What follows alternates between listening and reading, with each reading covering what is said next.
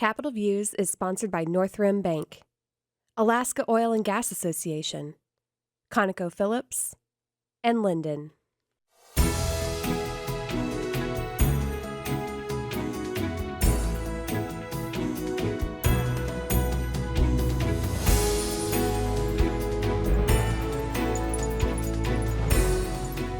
Hi, I'm Tim Bradner with Alaska Legislative Digest, and welcome to Capitol Views. And welcome today to Senator George Rauscher, who is a longtime fixture in the Capitol, having been in the House for many years, recently appointed to the state Senate to take Shelley Hughes's old seat, Senate District O. And anyway, welcome to Capitol Views, George. It's always a pleasure, Tim. It's nice to see you again, and I always enjoy it when you ask me to come on. Okay, well, thank you, George. George, the new Senate district is a lot different than your old House district. As I recall, the House district went, started in Sutton and went east to Glen Allen and then even down to Valdez. Maybe you could describe the two districts and kind of what's different about them. Yeah, appreciate that. You're very close. I'm gonna go the other way. I'm gonna start at Valdez, and then the old district was Valdez, Glen Allen, went through Sutton. It went around the north eastern part of Palmer, and then it ended up right around Hatcher's Pass. So the new Senate district now, which is District O, that incorporates, and that was District 29. This one incorporates District 30 also. So now you add what I just explained, and now you would go on through the Hatcher Pass area and the Palmer, the Fishhook, the Wasilla Fishhook area, go up Bogard, go all the way past Willow and go past Healy. It takes in Talkeetna, it takes in Port Mac, it takes in a large area. It's about 450 miles of federally funded state highway. Boy, that's almost the size of a state. That would be the size of many states and It the is. It's new the area to size. get around. Probably it's bigger than about 10 of them. Well, George, you've been in the House for a long time, and I recall in the last legislature you were very active in energy issues, and you chaired the House Special Energy Committee, as I recall. What things have you brought with you in terms of things you're working on from the House to the Senate? Yeah. So, well, in the Senate, I'm going to give you a few of the differences so we can. In the House, there's a special committee on energy, and in the Senate, there isn't.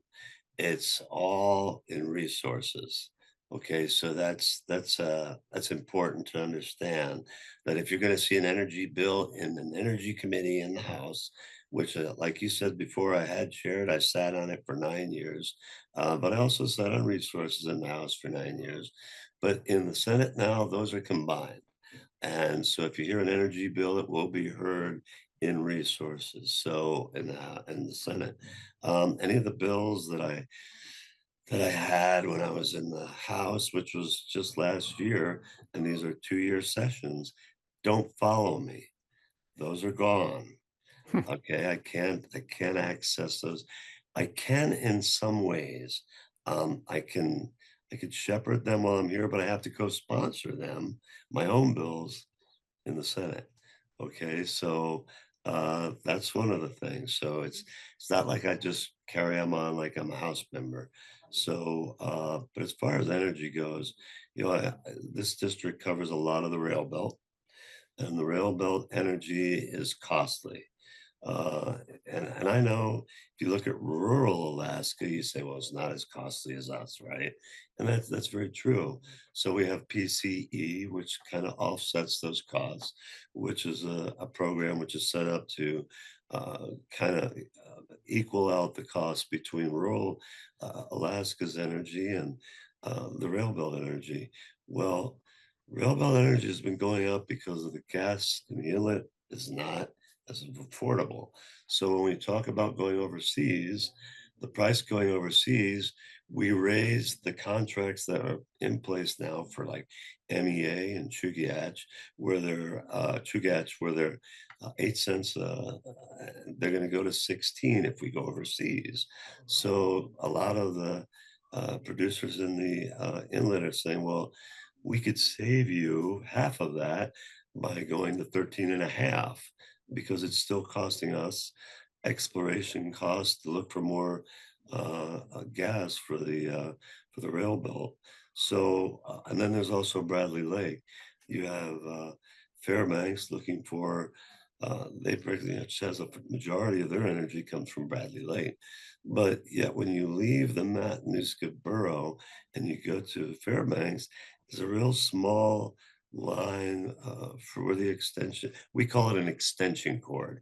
It goes down that small. So if they need more energy in the valley, or we have to send more to Fairbanks, we're limited to the amount that that line can carry.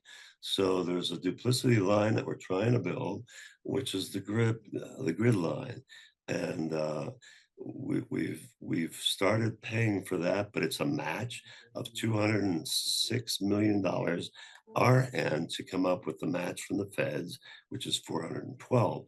So where we get the rest of the money for that grid line, which is called GRIP funding. Okay, it's just an acronym. It's for GRIP funding. So that has to come up this year. How that happens, it wasn't in the governor's budget. People talk about a geo bond, but that gets Christmas treed up and it kind of end up where we can't even afford that. So there are alternatives that we're looking into how to afford that GRIP funding for GRIP 1, which gets us to probably the valley. And then once you get from the valley, it's got GRIP 2 to get to Fairbanks. So that's all plays an important part. How we find that money, that's yet to be determined, but it's important that we find it. A lot of people don't realize the money was not appropriated, was not in the budget. So that could be a real issue in terms of keeping that project on track. Right. Um, And it's really important that we do keep that. And then there's Bradley would like to raise Bradley Lake 10 feet to incorporate more energy at the hydro project to send to the valley, to send to Fairbanks. So those two need to work hand in hand, that you increase the amount of energy down there so they could come to the valley, come to Chugach, come to Homer, and then eventually end up to where Fairbanks gets a good deal of their energy up there. So that's the important part of that funding. well, George, that's this. You have a wide body of experience that you brought with you from the House, so you're a real addition to the Senate with your energy expertise. So anyway, thank you for joining us, and we'll look forward to talking more. It's always a pleasure, Tim. Thank you so much for having me on.